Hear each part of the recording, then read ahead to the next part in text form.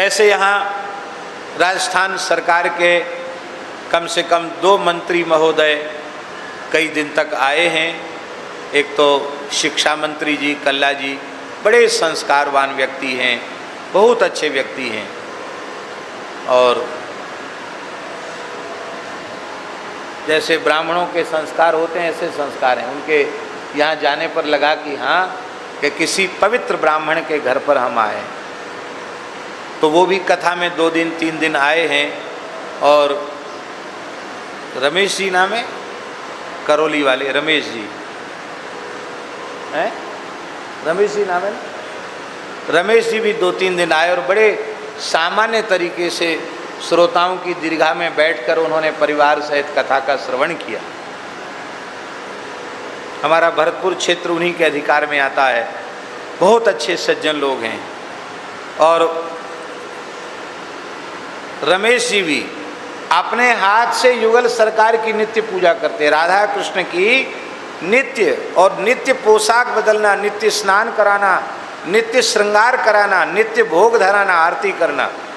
हम तो उनकी ठाकुर सेवा को देख के मन में बहुत राजी हो गए। इतने अच्छे अच्छे लोग राजस्थान में हैं, शासन में बैठे हुए लोग हैं, फिर इतना बुरा काम क्यों हो रहा है?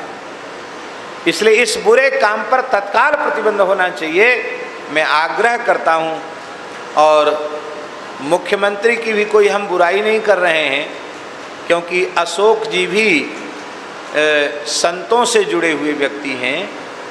पूज्य श्रद्धेय स्वामी राम सुखदास जी महाराज का बारंबार दर्शन और सत्संग भी उन्होंने किया है।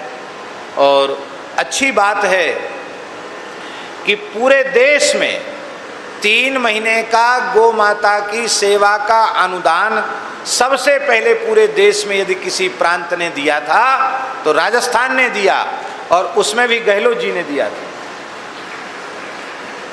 यद्यपि कुछ लोगों ने उस बात को, हमारे वक्तव्य को काट छांट करके उटपटांग तरीके से प्रस्तुत करके और एक आरोप लगाया कि ये तो अमुक पार्टी के या अमुक दल के हैं।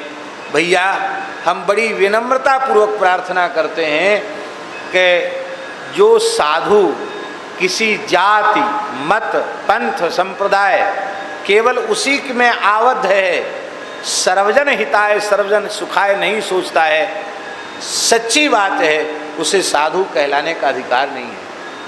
हम खुलकर कहें तो ना हम कांग्रेस के हैं, ना हम बीजेपी के हैं, और ना हम और ऊटपटांग पार्टियों के हैं। हम केवल गौ माता के हैं, श्री राधा गोविंद देव जी के हैं, धर्म के हैं, भारतवर्ष के हैं, भारतीय सनातन संस्कृति के हैं। इसके अनुकूल जो कहेगा उसको हम संतों का खूब खूब आशीर्वाद है, और इसके विरुद्ध जो कुछ कहेगा तो किसी की हिम्मत नहीं हुई। पर कभी प्रधानमंत्री जी ने भी कुछ ऐसी बात गोभक्तों के लिए बोली थी तो पूरे देश में कठोर शब्दों में केवल ये सेवक ही ऐसा था, ये दास ही ऐसा था। लोगों ने हमसे कहा कि आप बहुत बुरा कर रहे हो, ऐसा मत बोलो। लेकिन उनके नहीं, हमारा उनके प्रति कोई द्वेष नहीं है, लेकिन जो अनुचित बात है यदि हम उसको नहीं बोलेंगे तो हमको दोष लगेगा। सचिव वैद्य गुरु 3 जो प्रिय बोल ही भय आस, राज धर्म तन 3 कर होए वेग ही नाश। परम श्रद्धेय पूज्य मान मंदिर वाले बाबा महाराज इतनी खरी खरी बात कहते हैं, किसी को अच्छा लगे तो ठीक है, नहीं लगे तो नहीं लगे। बाबा तो बाबा हैं, जैसे कोई शेर गरजे ऐसे गरजते हैं बाबा। क्या उनका किसी से द्वेष है? ऐसा सोचने वाला जीव अपराधी है। नहीं नहीं, संतों का किसी से द्वेष नहीं होता। संत तो सबका कल्याण चाहते, सबका हित चाहते।